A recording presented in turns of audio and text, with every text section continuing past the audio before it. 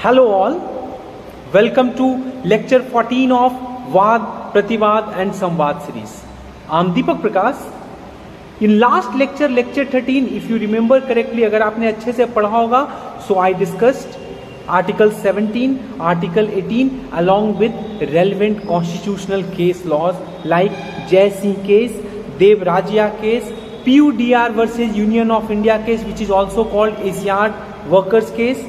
Then Dr. Subhas Kasinath Mahajan case of 2018, then section 18A of Scheduled Caste and Scheduled Tribe Prevention of Atrocities Act, and then that section 18A was challenged in Prithvi Raj Chauhan case, then Balaji Raghavan case and many more. अगर आपने अभी तक देखा नहीं है, then go through it, watch lecture 13.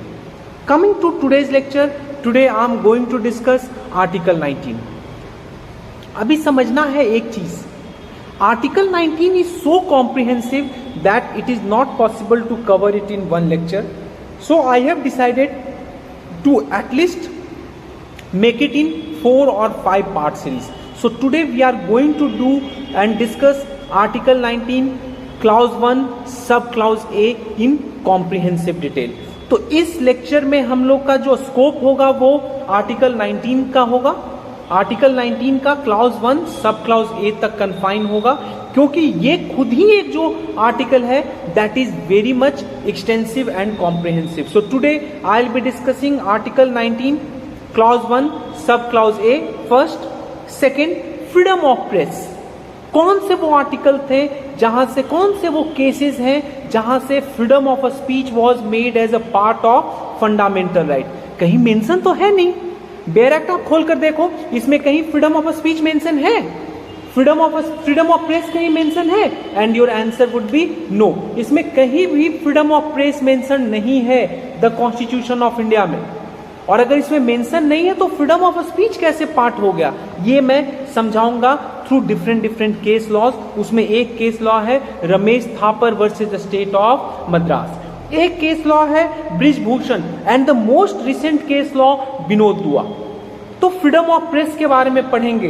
Then we'll also understand what are the restrictions on media. Though we have freedom of press, but is the media completely free in this country, तो ये भी समझना है. Fourth is right to information. RTI act क्यों आया, that is also important. हम लोग वहां पे राज नारायण केस को देखेंगे, 1976 वाले केस को, कि how RTI was in supreme Court declared it as part of article 19. Then will also see through ADR case versus Union of India 2002 case, that is right to voters to make informed choices about the candidate. We'll also see PUCL versus Union of India case, right to reject, जहां से NOTA आया. Then we'll also see Public Interest Foundation versus Union of India case, which imposed or which made it mandatory for political parties to publish in both electronic media as well as electronic and digital media and print media the criminal antecedents of their political party, of their candidates. तो ये सब समझेंगे comprehensively. इस पूरे article सब clause ए को हमें अच्छे से समझना है. कमिंग टू आर्टिकल 19, सबसे पहले आर्टिकल 19 को एक मैं हमेशा से फंडामेंटल से स्टार्ट करता हूं. So first thing is article 19 part of basic structure or not? And answer is yes. Article 19 is part of basic structure. और क्योंकि मैं चीजों को कनेक्ट करके बच्चों को सिखाता हूं, so when I will do emergency I will discuss how article 19 can be curved using article 358, 359 जब पढ़ाऊंगा रेस्ट्रिक्शंस ड्यूरिंग इमरजेंसी. तो आर्टिकल 19 को कैसे सस्पेंड किया जाता है हम लोग इमरजेंसी प्रोविजन में पढ़ेंगे. अभी के लिए बस इतना जानना है कि it confers a set of 6 fundamental rights. 6 fundamental right देता है on the citizen, and these 6 fundamental rights are called democratic rights because these rights are essential for a smooth functioning of any democratic country. जिन्होंने भी मुझसे PSIR पढ़ा होगा, political science के जो मेरे बच्चे हैं, they must be knowing one thing कि मैंने कैसे जेएस मिल के बारे में उनको बताया था. For JS mill freedom of speech and expression is the most important humanly right. सबसे important fundamental right is freedom of speech and expression. For him, it serves individual good, it serves social good, it serves national good, it serves societal good. तो सारे important goods के लिए freedom of speech and expression is an inalienable part according to J.S. Mill. तो जब J.S. Mill मैं political science में पढ़ाऊंगा, इस बार फॉर्चुनेटली यूपीएससी ने क्वेश्चन भी दे दिया था J.S. Mill से, और वो डायरेक्टली क्वेश्चंस मेरे लेक्चर से आया था. So will be discussing about freedom of speech and expression, the idea of freedom of speech and expression of J.S. Mill. उसके बारे में जब मैं PSIR लेक्चर लूंगा political science and international relations, तो वहां वो डिस्कस करेंगे. अभी उसके पहले समझना है आर्टिकल 19 सब clause 1 sub clause A. So it confers the fundamental right to freedom of speech and expression on the citizens. Citizen के ऊपर freedom of speech and expression देता है. अब ढंग से समझना है. As the constitutional form of government continues to evolve, इस कंट्री में जो कॉन्स्टिट्यूशनल फॉर्म ऑफ गवर्नमेंट है, it continues to evolve especially at the hands of Supreme Court. Supreme Court जो है वो through its own judgement have led to evolution of constitutional form of government.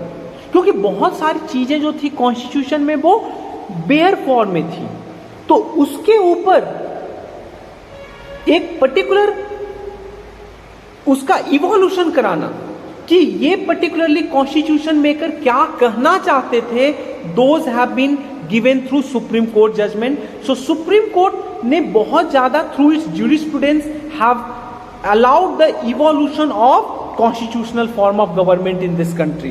तो दो article का ध्यान रखना है. एक तो है freedom of speech and expression and second is right to life under article 21. ये जो दो आर्टिकल्स हैं they have evolve to the maximum extent by the Supreme Court. ये दोनों राइट्स को सुप्रीम कोर्ट ने बहुत ज्यादा इवॉल्व किया है. सुप्रीम कोर्ट अपने ज्यूरिस्प्रूडेंस में सबसे ज्यादा अगर किसी आर्टिकल के ऊपर लॉ लाया है और वहां जजमेंट में इसको इवॉल्व किया है, तो वो आर्टिकल 19 और आर्टिकल 21 में किया है. Article 21 has given rise to largest number of implicit rights. Supreme Court की वजह से आर्टिकल 21 में जो इम्प्लिसिट राइट्स हैं वो सबसे ज्यादा इवॉल्व हुए हैं आर्टिकल 21 में, and article 19 has given rise to the second largest number of implicit rights. अब इम्प्लिसिट राइट और एक्सप्लिसिट राइट का डिफरेंस आप लोग को पता है. Implicit rights, explicit rights are those rights which are directly mentioned in constitution. अब freedom of speech and expression वहां मेंशन है, लेकिन freedom of the press तो वहां पे मेंशन नहीं है, dissent नहीं मेंशन है, right to information dissent is not mentioned. So those rights that have evolved because of the Supreme Court or other larger court, those rights are implicit rights. Those rights are not directly explicitly given but they have been derived out of some other rights. वहां से उनको derive किया गया है through jurisprudence of Supreme court. इसको समझना है. तो सुप्रीम कोर्ट जो बोलता है वो बोलता है article 19 clause 1 sub clause 8 does not confer a single right but it confers composite right on citizen. एक सिंगल राइट नहीं देता article 19 clause 1 sub clause 8 but it confers composite rights on citizen. बहुत सारे राइट्स देते हैं. मैं जो important जो राइट सुप्रीम कोर्ट ने इवॉल्व किया है उसके बारे में I am going to discuss. आपको समझना है कि वो कौन सा राइट्स है जिसके बारे में सुप्रीम कोर्ट टॉक्स है. बहुत सारे, एज आई टोल्ड यू कि article 19 clause 1 sub clause A has evolve to the maximum evolve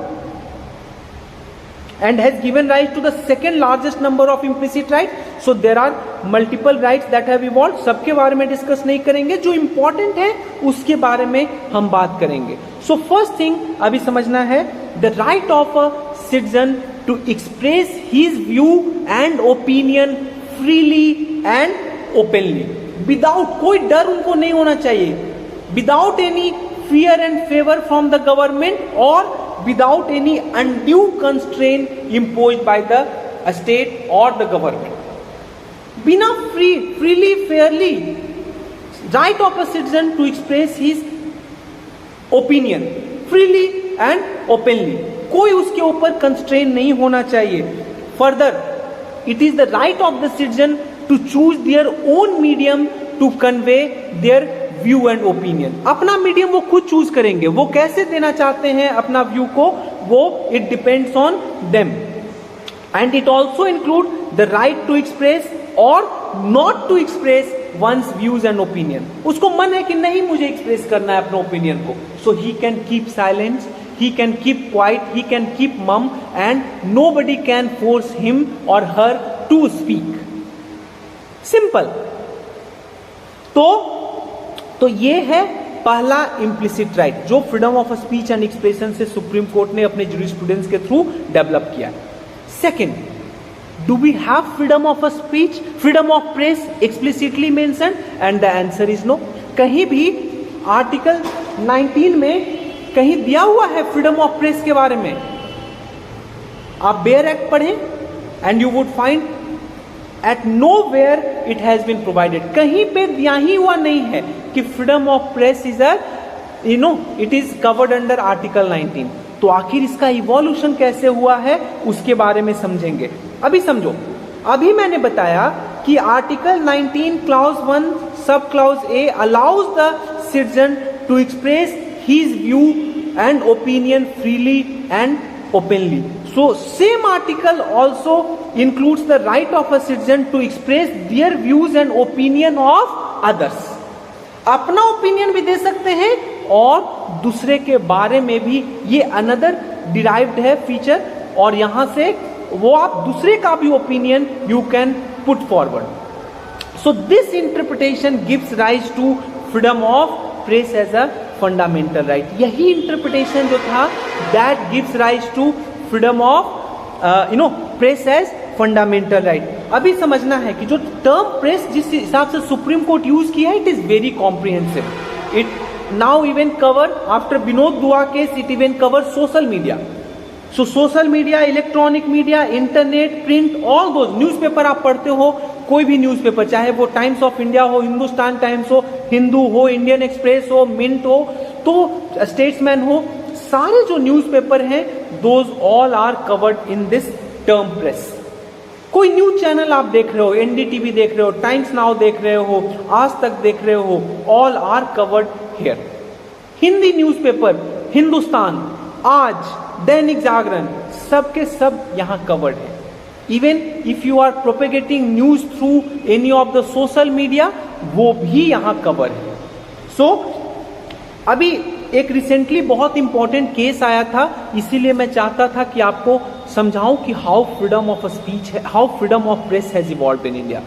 अप्रैल 2023 में supreme court restored the broadcasting licence of a media company of Kerala. Company का नाम है मीडिया वन। इसके बारे में हिस्ट्री जाकर पढ़ें, आप लोग जाने, because these are very important one. अब समझना है कि फ्रीडम ऑफ प्रेस इस कंट्री में इवॉल्व कैसे हुआ, because it was not part of article 19।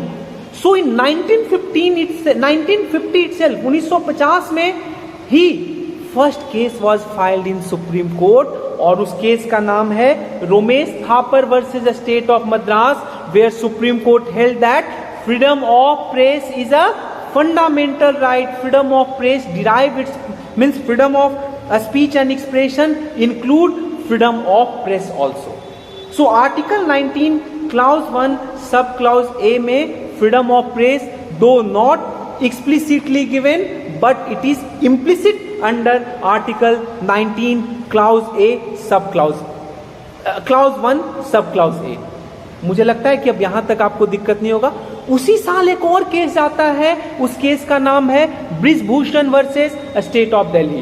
तो 1950 केस है, मैंने बताया उसी साल।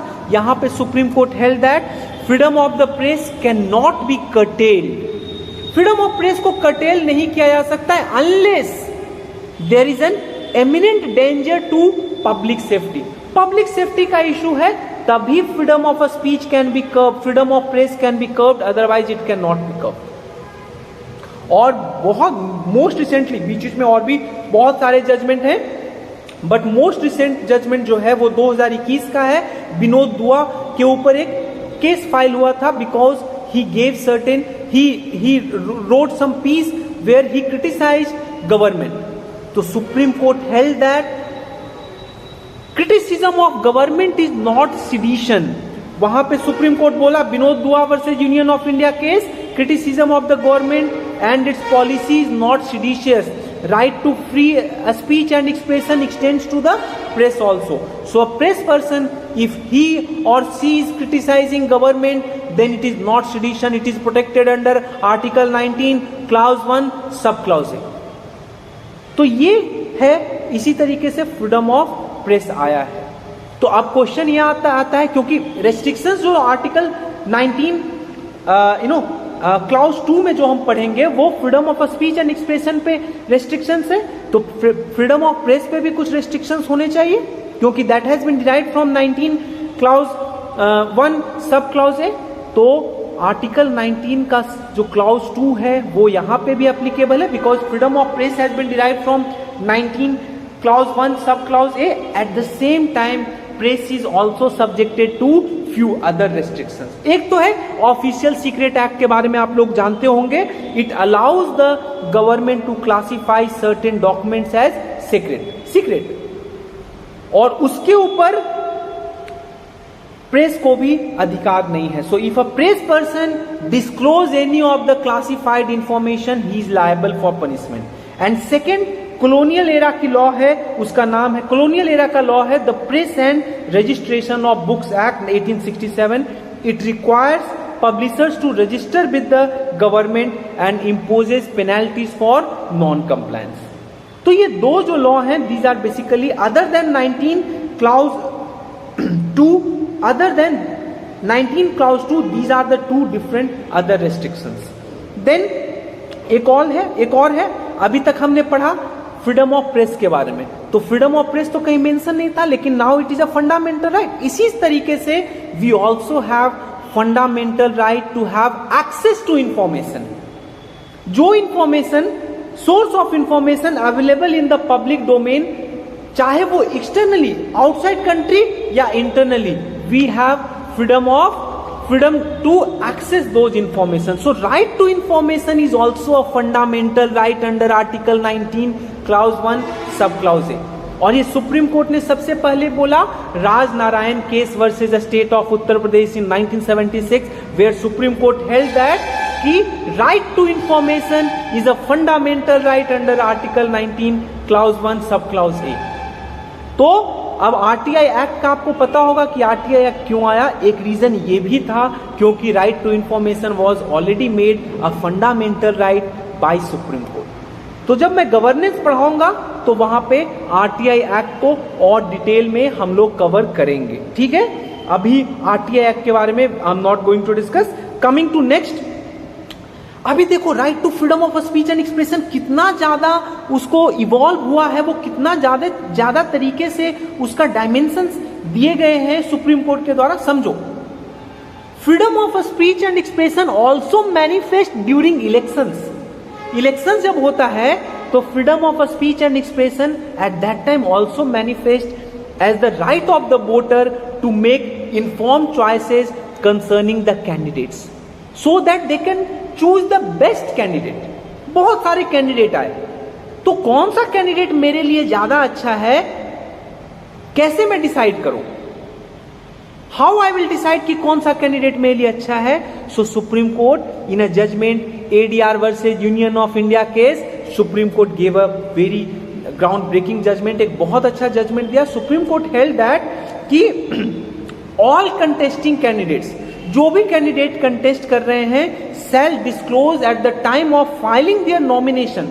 Nomination paper जब फाइल करेंगे at that time they will disclose their assets and liabilities, any criminal cases that have been filed against them, as well as educational qualification, so that we as a citizen can make an informed choices.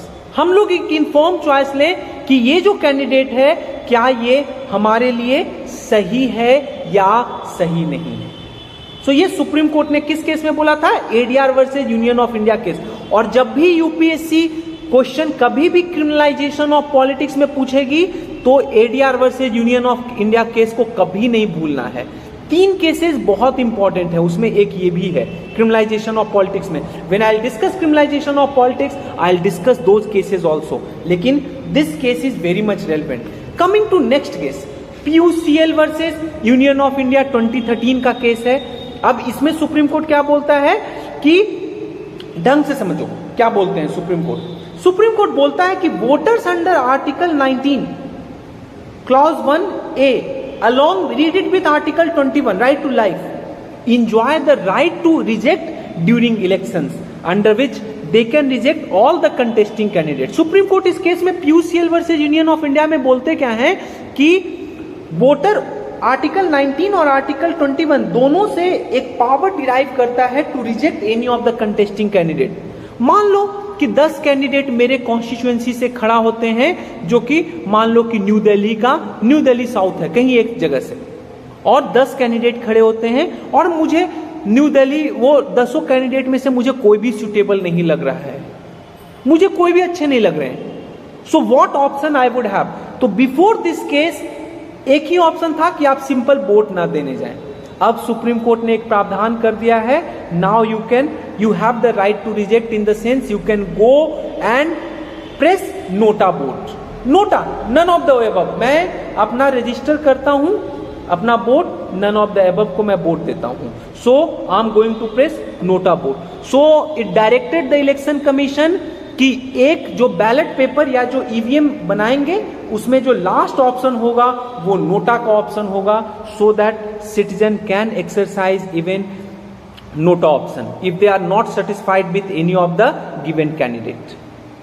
So now voter can exercise the right to reject. अगला एक important case जो है इसी से related है, public interest foundation versus Union of India case 2018 का case है। अब यहां पर 2 चीज समझिए, ये केस आया क्यों?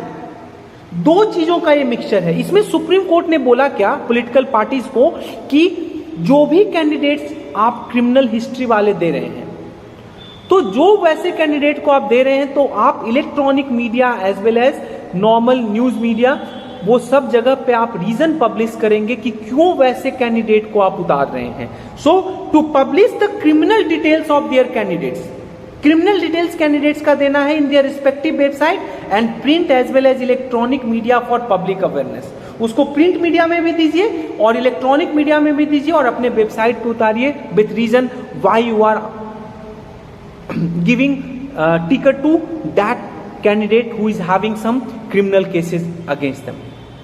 तो यहां पर 2 रीजन था, एक तो राइट टू इंफॉर्मेशन, हम लोगों का राइट टू इंफॉर्मेशन है, एंड सेकेंड जो सुप्रीम कोर्ट ने हमें एक पावर दिया था एडीआर केस से कि we have a right to make informed choices. So now political parties have also been compelled by Supreme Court to provide on their website the criminal details or criminal cases against their candidate and why such tainted candidate have been given the ticket। ये public interest foundation case है 2018 का। आपको यहां पे सबसे recent जो case है वहां तक मैं लेता आया हूं। नेक्स्ट इज एक और डिराइव्ड राइट है। डिराइव्ड राइट मैंने बताया ना कि सेकेंड हाईएस्ट डिराइव्ड राइट्स है आर्टिकल 23 से, तो एक और है, it also include the right to dissent. What is right to dissent? Dissent means right to criticize the government, right to disagree with government policies and program। मुझे government policies and program I'm not agreeing with it, मुझे अच्छा नहीं लग रहा है, so I have a right to go against the government policies and program। मैं नहीं उस policies से agree करता हूँ, so I can criticize the government। So right to dissent, I can criticize the government, I can have my own political opinion independent of the government। मान लो कि अभी कांग्रेस की गवर्नमेंट है तो I can means I can have my own political opinion that might be aligned with right wing party or that might be aligned with communist parties। अगर मान लो अभी राइट विंग गवर्नमेंट है, बीजेपी की government है, so I am free to have my political opinion aligned with Congress, और I am free to have the opinion of say Samajwadi parties, socialist parties, communist parties, anyone for that matter. So right to supreme court ने बोला है कि even in Vinod Dua case this has been repeated by Supreme Court कि right to dissent is not sedition. Right to dissent is not sedition. You can criticize the government और वो sedition नहीं है. So जब मैं sedition पढ़ाऊंगा where I will be discussing Kedarnath Singh versus the state of Bihar, वहां पे मैं डिस्कस करूंगा. Supreme Court again and again reiterated dissent is not sedition. Dissent is required for a smooth functioning of democracy. Otherwise a government would turn an authoritarian government. अगर हम dissent को permit नहीं करेंगे then government would become authoritarian one. So for Supreme Court dissent is a lifeblood of democracy. ठीक है. So however let me tell you Article 19 clause 1 sub clause A is not an absolute right. There are certain reasonable restrictions imposed on it and those reasonable restrictions are needed also. तो मैं आप लोग सबसे ये बोलता हूं, I request you all guys to read 19 sub clause 2 जो इसके ऊपर restrictions हैं, क्योंकि it is one fundamental right which is subjected to restriction on the maximum number of ground. तो सबसे ज्यादा अगर restriction किसी एक fundamental right पे लगा हुआ है तो वो आर्टिकल 19 क्लाउज 1 सब क्लाउज ए पर लगा हुआ है. So go through the bare act. Bare act में 19 का सब क्लाउज 1 वो उसको अच्छे से पढ़ेंगे और सब क्लाउज 2 को अच्छे से पढ़ेंगे. किस कौन कौन सा वो ग्राउंड मेंशन है जिसके ऊपर रीजनेबल रिस्ट्रिक्शन आपके freedom of speech and expression पे लगाया जा सकता है. Go through it. So I have finished 19 clause 1 sub clause A in comprehensive and minor detail. In next lecture I'll be discussing two important, very important two very important topic. One is sedition law and one is defamation law. एक defamation के बारे में पढ़ेंगे और एक sedition law I will be discussing as these are directly related to 19 clause 1 sub clause A. Defamation is like a direct ground mentioned on which your freedom of speech and expression can be curtailed. तो पढ़ना है defamation के बारे में और sedition के बारे में. So if you don't want to miss any of the next lecture upload, kindly do like, share and subscribe and please watch it. Make a note of it. जो मैं बता रहा हूँ वो even basic text book जो है polity का, I am not going to take their name, they have not covered it. जो केसेस मैंने कवर किए हैं वो सारे मैं खुद ही ये करके आपके लिए प्रिपेयर करता हूं. So please do that. अच्छे से नोट्स लेने हैं, उसको बार बार रिवाइज करने हैं because those cases are going to be relevant not just for article 19 but also for criminalisation in politics. वो सब भी है और इसके अलावा प्रीवियस जो मैंने लेक्चर दिए हैं वो भी अच्छे से एनालाइज कीजिए, वहां से नोट्स लीजिए. ठीक है. Take care. Happy learning.